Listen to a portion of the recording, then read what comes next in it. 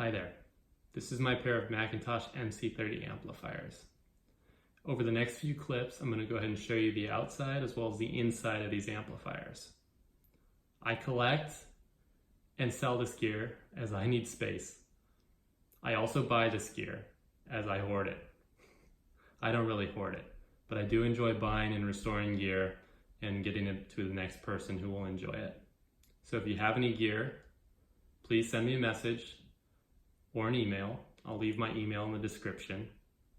And I look forward to talking with you or answering any kind of questions you may have, even if you don't have something for sale. I hope you enjoy the clips. You may use them as sort of a buyer's guide for this kind of equipment. And also just might find it interesting to see a video of these amplifiers.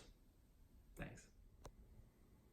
All right, here is my pair of McIntosh MC-30 amplifiers. These are monoblock tube amps from the late 50s to early 60s. This is a pair I never thought I'd sell, but life gets in the way and I have too many projects, and I'm not going to hoard these when somebody else could have them and use them, and obviously restore them first, but here they are. This pair is very rare because they were very late in terms of the production, and this allowed them to be a matched pair, so sequential serial numbers 51 and 52, and these were mated originally with a C20, which was, I believe, one of McIntosh's first stereo preamplifiers. So we'll take a look at them. Obviously, as you can see, the tubes aren't matched. It's just sort of a mix of tubes. This is how I got them. The original owner had not used them in many years, but he's just somebody that had replaced the tubes as they'd gone bad, and that was about it. As you'll see in another shot, a few caps have been replaced on the unit in the right. The unit on the left is completely original. So we'll take a look here at the chrome. I'm going to try not to get myself in the frame, but as you can tell, other than a bit of dirt and maybe a few rust spots, these are extremely clean. So clean, in fact, that you would be hard-pressed to find a pair cleaner unless they've been re-chromed. And as you can see by the corners, or the edges where the chassis was bent, these are indeed original. If they'd been re-chromed, you would see the chrome extending here as well. It's always a good way to tell if something's been redone. But on the originals, it was always this sort of matte look. I don't know if it was sandblasted or what they did to give it that look, but that's how it is. You can see this one is clean as well. You can see a few light scratches, rust spots, a very slight amount of pitting, but as you can see, very clean. Transformers are clean. Maybe a couple small scratches, but beyond that, nothing else. I guess I should probably let you take a look at the logos. Clean, very clean, and very clean as well. A little bit of dust there, but nothing that won't come off. And I've got a lot of other photos with the different size of the amps that I can't really show you in this video.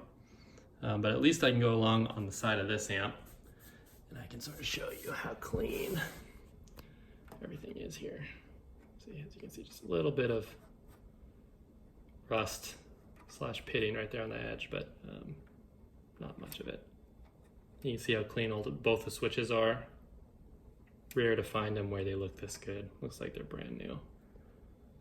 The preamp input, if you were going to mate these with a C4 or a C8, it'd go into this socket. Probably wouldn't recommend doing that now, since these transformers are very difficult to replace.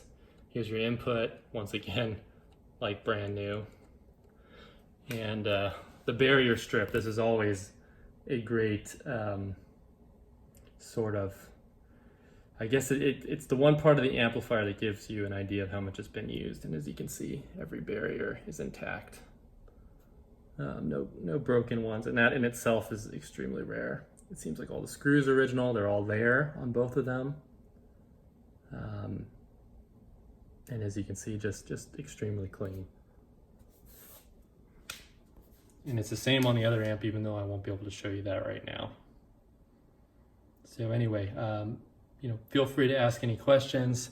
If you like this demo, go ahead and like the video, and please send any questions you may have, and subscribe as well. I have a lot of this gear. I will be selling it, and if you want to see it first or be notified as to when I post it, this will be a good way, as anything more high ticket I will be doing a video like this for. Thanks. All right, here are the MC-30s with the bottom covers off. I wanted to go ahead and show you the insides of both of these so that there are no questions or concerns or anything that comes up later once these sell. I think this is an absolutely A+ rated pair, even if you notice that there are a couple of parts that have been replaced over the years. So here we go. The left one here. Completely original, everything from the capacitors to the resistors to the sockets to all the bolts, everything has been essentially left alone, with the exception of the power cord. It appears it's been replaced. As you can sort of see here, it doesn't look like that would be how McIntosh would have done it originally. Good quality work, definitely, but not quite how Mac would have done it. You can take a look here. We can look at, in many cases, you'll find that these transformers have overheated and tar is beginning to leak out of them. You'll find no evidence of that on these, not even close.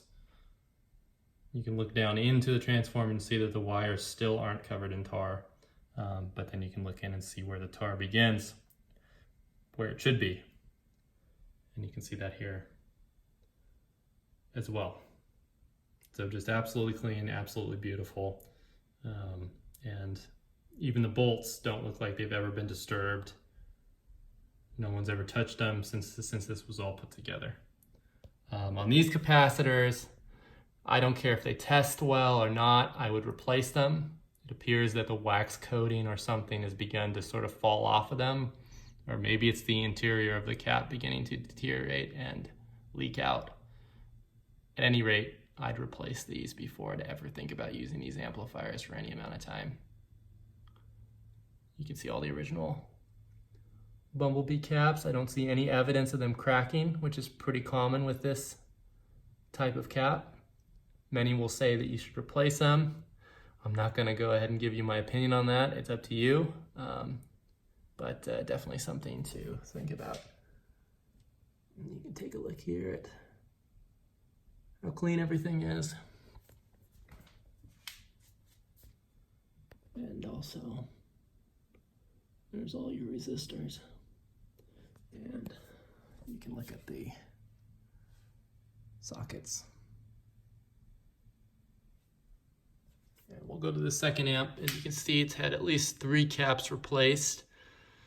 It looks like older work, probably from the late 60s, maybe mid 70s. Maybe it's maybe 2 caps were replaced at once and the other one later on. Hard to tell, but I don't think these amps have been used in 20 or 30 years. And based on the age of the work I see here, I think that's still a reasonable assumption. And you can also see that no tar is seeping on either transformer, and that everything else, again with the exception of the cord, is original.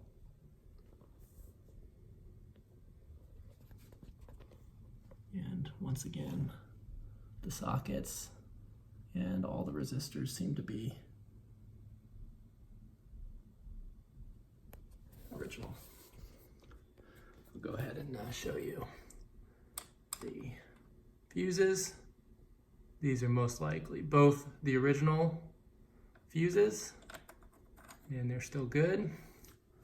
And I'll go ahead and show you this one. A little dusty, but as you can clearly see, the fuse is good. Okay.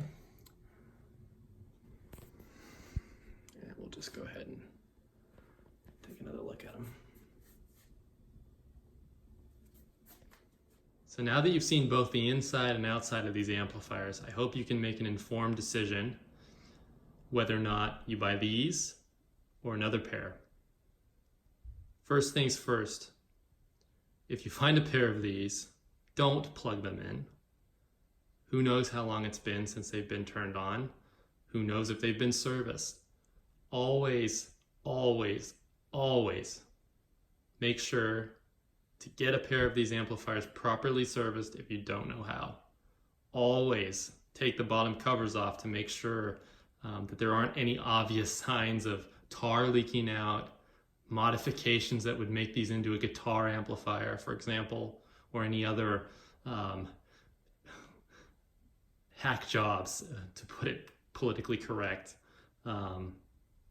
It's just something you want to make sure of. These are expensive, and if a transformer is bad, you're going to spend a lot of money replacing it. If you turn these on and you burn out a transformer, you're going to spend a lot of money getting that transformer rebuilt or replaced. It's just not worth it. Make sure that you rebuild the power supply, replace many of the caps. It's just not worth the chance that you use these and they overheat, and then you've just destroyed something that is literally American manufacturing history in terms of the care and thought that was put into making these. Also, keep in mind that many sellers out there, many people who sell these just because don't properly advertise. You might find a pair that looks this clean but have been re-chromed. If they've been re-chromed, they've been disassembled. And if they've been disassembled, chances are they weren't put together the way that a McIntosh tech would have done it back in the 50s. It's just a reality and a fact, and restored amps just don't typically sell for as much. This pair is ready for the next buyer who wants to do what they want, whether that is service them yourself, which I don't recommend if you don't know how to do it, or take them to a McIntosh certified tech who would probably do a good job and would give you a pair of amplifiers that will last you another 50 years. Choice is yours. This pair has not been turned on for 20 or 30 years. It will need to be serviced. I guarantee the transformers are good, but I do not make any guarantees about how these will function. And I implore you not to plug them in without having a tech properly bring them up and check them out.